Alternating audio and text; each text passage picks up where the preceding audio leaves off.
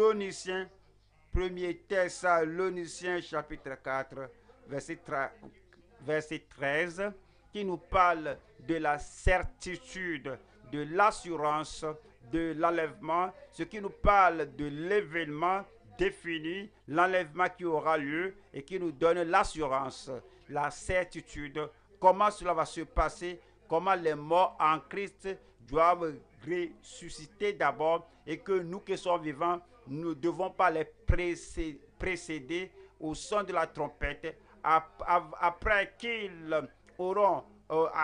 seront ressuscités, nous qui sommes vivants, nous les joindrons à l'enlèvement, nous les joindrons dans les airs.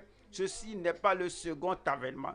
Le second avènement viendra après la grande tribulation. Avant la grande tribulation, nous avons l'enlèvement. Après l'enlèvement, il y a la grande tribulation. Et après 7 ans, le Seigneur viendra avec les saints.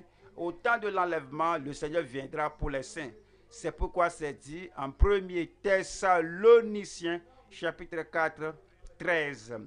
Nous ne voulons pas, frères, que vous soyez dans l'ignorance au sujet de ceux qui dorment, afin que vous ne vous affligiez pas comme les autres qui n'ont point d'espérance. Les gens qui ne savent pas qui ne savent rien de l'enlèvement, ils croient que tout ce qui leur arrive dans ce monde est la fin du jeu, que tout ce que le diable peut jeter contre eux, c'est fini. Tout ce que la communauté fait contre eux, que c'est fini. Ils ne comprennent pas que la vie après la mort est plus longue que la vie avant la mort. Ils ne comprennent pas que lorsqu'on va à l'au-delà, après le tombeau, la vie commence, ce sera pour toujours. Parce qu'ils ne comprennent pas cela, ils mènent comme s'il n'y a pas d'espoir. Ils pensent comme il n'y a pas d'espoir. Ils mènent leur vie comme il n'y a pas d'espoir. Et ils sont rejetés, déprimés, opprimés, disant, qu'est-ce qu'on peut faire? La vie est misérable. Mais Paul dit, par l'Esprit, je ne veux pas qu'un croyant, qu'un enfant de Dieu, il nous appelle frères au sujet de ceux qui sont déjà morts, que lui, il ne veut pas, car il ne veut pas qu'ils soient comme des gens qui n'ont pas d'espoir, des gens qui n'ont pas d'espérance. Alors, des gens, quand les gens meurent, 20 ans, 25 ans, 50 ans, les gens continuent de s'affliger parce qu'ils n'ont pas d'espérance. Mais dans le cas des enfants de Dieu, nous avons l'espérance et votre espérance va demeurer au nom de Jésus-Christ. Et le verset 14 dit, car si nous croyons, c'est la condition, car si nous croyons que Jésus est mort et qu'il est ressuscité, pourquoi dit cela? C'est que je vous ai appelé frère dans le verset 13. Comment êtes-vous devenus frères? Comment êtes-vous devenus sœurs si vous croyez que Jésus est mort et qu'il est ressuscité et que vous confessez sa résurrection d'être la source de votre salut et de votre rédemption? Donc, vous êtes sauvés. C'est Romains chapitre 10, 9 et 10. Mais si réellement vous croyez que Jésus-Christ est mort et qu'il est ressuscité, alors croyons aussi que Dieu ramènera par Jésus et avec lui ceux qui sont morts. Et le verset 15 nous dit, voici en effet ce que nous vous déclarons d'après la parole du Seigneur.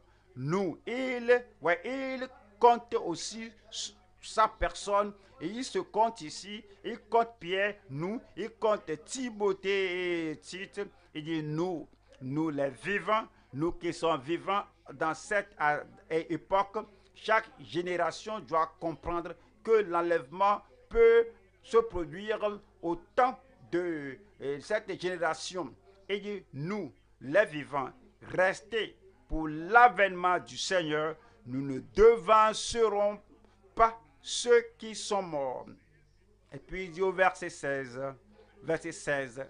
car le Seigneur lui-même a un signal donné à la voix d'un archange et au son de la trompette de Dieu, descendra du ciel et les morts en Christ ressusciteront premièrement.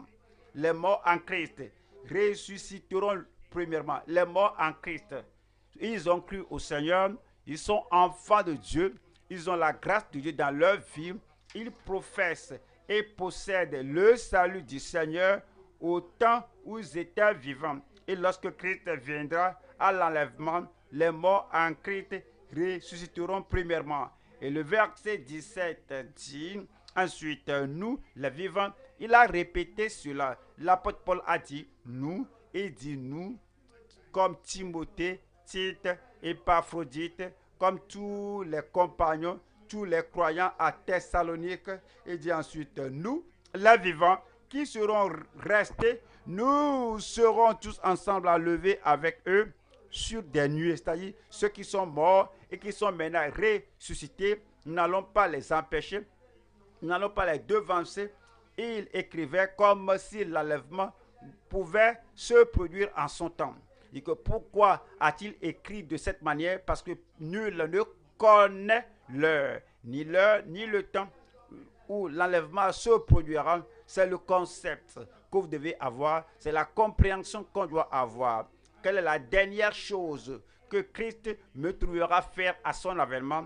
Si je sais que le Seigneur peut venir à tout moment, lorsque je suis seul, lorsque aucun croyant n'est pas avec moi, lorsque le diable dit que tu es libre de faire ce que tu peux faire maintenant, tu peux agir de toute manière que tu le veuilles. Alors que la pensée du croyant est que l'enlèvement peut avoir lieu à tout moment. Nous qui sommes vivants, qu'est-ce que je veux que Christ me voie faire à son avènement? Et si je me trouve à la croisée des chemins, et si je me trouve dans une situation épineuse, et la tendance est là de compromettre et de succomber à la tentation, de fléchir devant le péché, si je me trouve parmi les incroyants au boulot, si je me trouve parmi les incroyants dans ma famille collatérale, et le défi vient et la pression vient, voici ce qu'il faut faire. Ne nous dis pas que tu es chrétien, que tu es de la vie profonde. Voici ce qu'il faut faire. Et si je me trouve dans la frustration, si je me trouve dans le découragement, et puis le diable me murmure que en ce temps de découragement, est-ce que tu vas continuer constamment comme tu le faisais?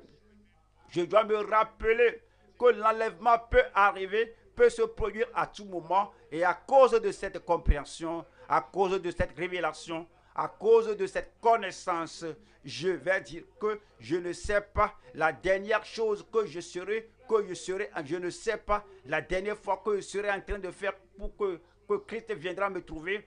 Et peut-être tu es malade, tu as prié et le Seigneur veut examiner ta foi, t'éprouver et ne t'a pas guéri de façon instantanée. Et puis les gens disent que regarde ceci maintenant, après ton église a prié, ceci est arrivé, et maintenant tu es encore comme ça. Nous connaissons un lieu, nous allons t'amener, et voudrait t'amener à un lieu d'occultisme, un lieu de pouvoir maléfique, un lieu de domination satanique. Tu dis, qu'est-ce que je peux faire maintenant? Je suis très malade, j'éprouve la douleur que tu éprouveras après la mort. Si tu vas à la mauvaise direction, la douleur là sera plus terrible, ce sera pour l'éternité. Si tu succombes à l'époque là, je ne connais pas, je ne sais pas la dernière maladie que j'aurai lorsque Christ viendra. Mon âme doit se préparer, mon esprit doit se préparer. C'est pourquoi l'apôtre Paul dit que quel que soit ce qu'on traverse, peut-être on est lapidé, on peut nous fouetter, quel que soit ce que nous traversons, les défis peuvent venir et on ne peut pas connaître la source. Mais c'est dit ici que ensuite nous les vivants qui seront restés, nous serons tous ensemble enlevés avec eux sur des nuées à la rencontre du Seigneur dans les airs. Lorsque vous rencontrez le Seigneur dans les airs, alors cela va payer pour tout ce que vous avez traversé, les oppressions, les défis, les difficultés. Lorsque vous rencontrerez le Seigneur, 1 minute avec le Seigneur, 5 minutes avec le Seigneur, à l'autre côté, lorsque vous serez avec lui au ciel, cela va payer pour tout ce que vous avez souffert. Vous allez tout oublier. Et ainsi, nous serons toujours avec le Seigneur. Et ainsi, nous serons toujours avec le Seigneur. Et le verset 18 dit, consolez-vous donc les uns les autres par ces paroles.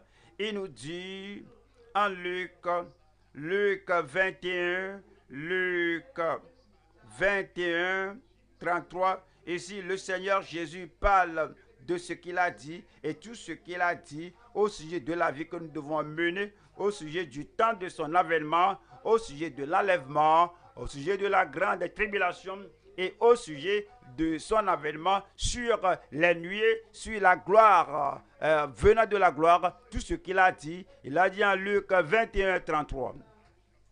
Le ciel et la terre passeront, mais mes paroles ne passeront point.